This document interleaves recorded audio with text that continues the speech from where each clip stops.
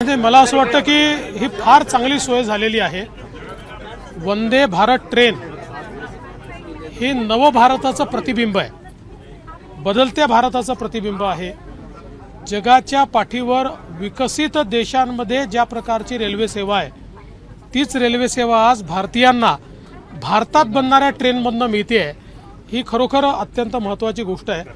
मी खरोखर प्रधानमंत्री आपले मोदीजी यांचं मनापासून आभार मानतो, अभिनंदन करतो। आपले रेल्वे मंत्री वैष्णवजी असतील, आमचे रावसाहेब पाटील दानवे असतील, आज महाराष्ट्रामध्ये जवळपास 1,06,000 कोटी रुपयाचे रेल्वेचे प्रकल्प चालले आहेत आणि यावर्षी 13,000 कोटी रुपये रेल्वेला मिळाले आहेत। जवळजवळ सगळ्या स्टेशनचा विकास चाललेला आहे। त्यामुळे पुढच्या 3-4 वर्षांमध्ये बदललेला रेल्वे आपल्याला पाहायला मिळेल।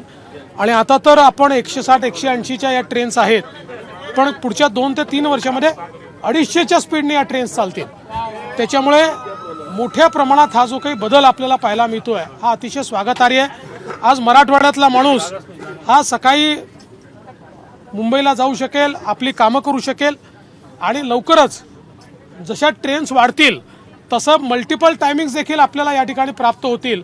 त्यामुळे मोठ्या प्रमाणात ही कनेक्टिव्हिटी कामाची आहे। मागच्या काळामध्ये रेल्वेचा विकास मराठवाड्यात जवळपास थांबला होता, मात्र आता डबल ट्रॅक झालं, विद्युतीकरण झालं, आता हाय स्पीडच्या ट्रेन सुद्धा येऊ लागल्या। मराठवाड्याच्या विकासासाठी किती पायाभूत हे अत्यंत महत्त्वाचे आहेत। पहिल्यांदा तर मराठवाड्याला रेल्वे राज्यमंत्री मिळाले, त्याच्यामुळे त्याचा देखील एक मोठा फायदा मराठवाड्याला मिळालेला आहे दानवे साहेबांच्या रूपाने। आणि आज डबलिंग असेल, नवीन लाईन्स टाकणं असेल, हे सगळं काम अतिशय मोठ्या प्रमाणात या ठिकाणी चाललेलं आहे।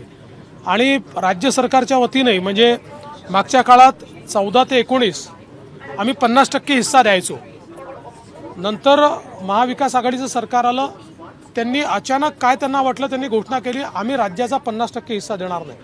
तर ममता बॅनर्जी 50% हिस्सा द्यायला तयार आहे, ओरिसाही देत आहे, पण महाराष्ट्राने त्यामुळे 2-2.5 वर्ष जवळपास आपले सगळे रेल्वेचे प्रोजेक्ट बंद होते। पण आमचं सरकार पुन्हा आल्यानंतर शिंदेजीच्या नेतृत्वाने आम्ही पहिला निर्णय घेतला की आपण हे पैसे द्यायचे, कारण याचा आपल्याला फायदा आहे, आपली अर्थव्यवस्था, त्याच्यामुळे आपल्या अर्थव्यवस्थेला चालना मिळते आणि आम्ही ते पैसे देण्याचं देखील कबूल केलं।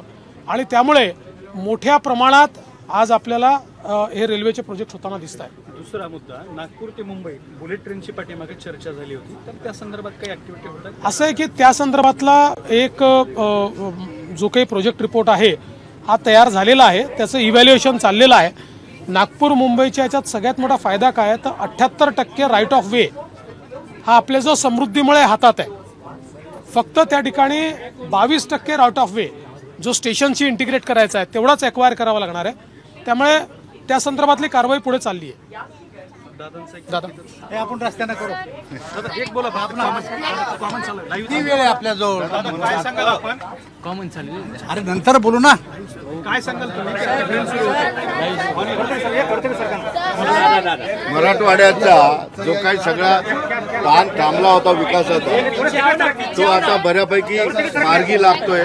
मराठवाड्यासाठी किती महत्वाचे? आता देवेंद्रजींनी सांगितलं की नवभारताचं स्वप्न आता आपण पूर्ण करतोय आणि केवळ मराठवाडाच नाही तर महाराष्ट्राच्या दृष्टीनं सुद्धा आता रेल्वे खात्यानं प्रगती केलेली आहे। जसे आज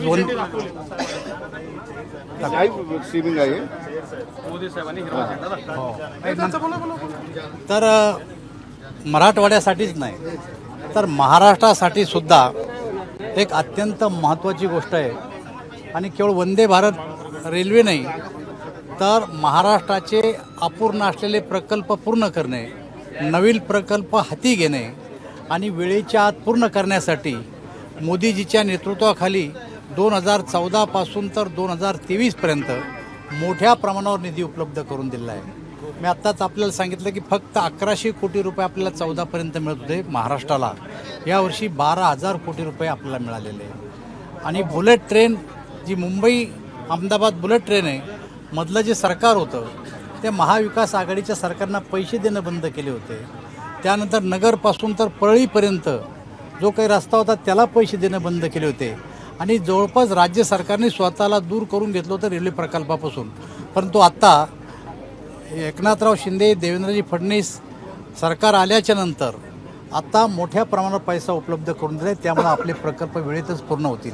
आपल्याला माहिती आहे की मोदीजींनी घोषणा केली होती की सोलापूरपासून तर धाराशिवपर्यंत रेल्वे प्रकल्प करायचा आणि भूसंपादनाचं काम चालू आहे. पाचोरा जामनेर जी रेल्वे 1000 कोटी रुपये त्यासाठी उपलब्ध करून दिले आहेत. मनमाडपासून तर जळगावपर्यंतची 3rd लाईन त्या ठिकाणी उपलब्ध करून दिली आहे. आणि मराठवाड्याची सगळ्यात महत्त्वाची मागणी होती की दुहेरीकरण करा. 1000 कोटी रुपये खर्च करून त्या ठिकाणी टेंडर निघालं आणि आता मार्च नंतर त्या ठिकाणी कामाला सुरुवात होणार आहे. त्यानंतर पुढच्या सर्वेक्षणाला सुद्धा मान्यता दिली आहे. आणि आता इलेक्ट्रिफिकेशनचं कामसुद्धा जालन्यापर्यंत पूर्ण झालं आणि शेवटपर्यंत जेव्हा इलेक्ट्रिफिकेशनचं काम पूर्ण होईल तेव्हा ही गाडी नांदेडपर्यंत जाणार आहे. वंदे भारत ट्रेन नांदेडपर्यंत जाणार आहे. 100 कोटी रुपयाची जालन्यामध्ये पिटलाईन केली. संभाजीनगरला 300 कोटी रुपयाचं स्टेशन केलं. जालन्याला 200 कोटी रुपयाचं स्टेशन केलं. आणि देशभरात 1309 स्टेशन अमृत भारत योजनेअंतर्गत घेतलेले आहेत. आणि आत्ता 500 स्टेशनाचे जवळपास मोदीजींनी त्या ठिकाणी पाया भरण्यासुद्धा केल्या आहेत. आणि त्यामुळं एकूणच 2,40,000 कोटी रुपयाचं बजेट यावर्षी रेल्वेला दिलं असल्यामुळं अपूर्ण प्रकल्प पूर्ण करणे आणि नवीन प्रकल्प हातात घेऊन वेळेच्या आत पूर्ण करण्याचा संकल्प आपल्या देशाच्या प्रधानमंत्र्यांनी केलेला आहे. साहेब, तुमच्यासाठी एकच प्रश्न आहे. अयोध्येचं नाव बदललं रेल्वे स्थानकाचं, संभाजीनगरचं रेल्वे स्थानकाचं नाव बदललं नाही, अंबादास. आता आम्ही सगळे प्रस्ताव पाठवलेले आहेत, त्यामुळे निश्चितपणे तेही बदललं जाईल. संभाजीनगरच नाव. एबीपी माझा, उघडा डोळे बघा नीट.